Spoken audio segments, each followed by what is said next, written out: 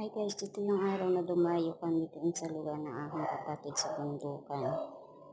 Pinasyalan ko sila dahil parang isang taon bago ulit kami nagkita ng kapatid ko. Kaya nung umuwi ako ng Cebu noong mahal na araw, punta kami sa kanila. At ayan, nagka-kwentuhan, kantahan, may konting inuman, hanggang sa umabot na sa kasayahan. Masaya, nasama-sama.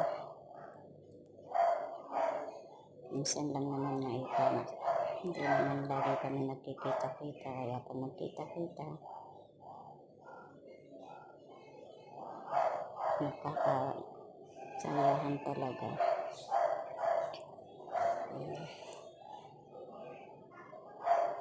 Nagkakakantahan na lamang kasi masyado.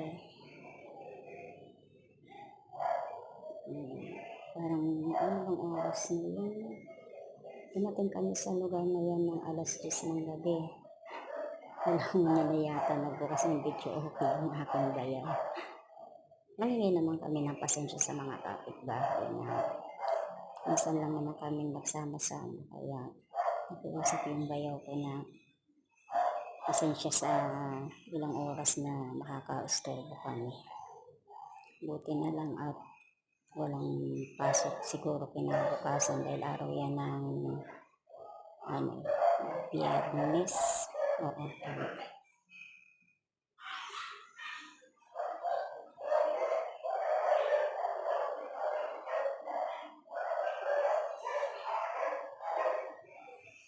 Nanguha kami ng mangga hating gabi.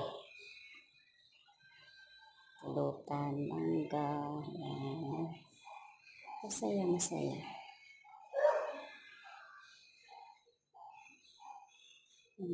Sawa ni JP. Yung kumakanta, pamangkin ko yan, anak na panganay ng kapatid ko.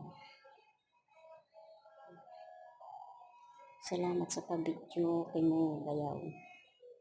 Shoutout na talagang sa mag-asawa na Gloria Chosa at Armando Buhay.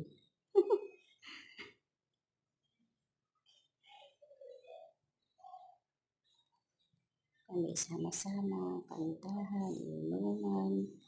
Ay, may sayawan pa naman talaga yan. Okay.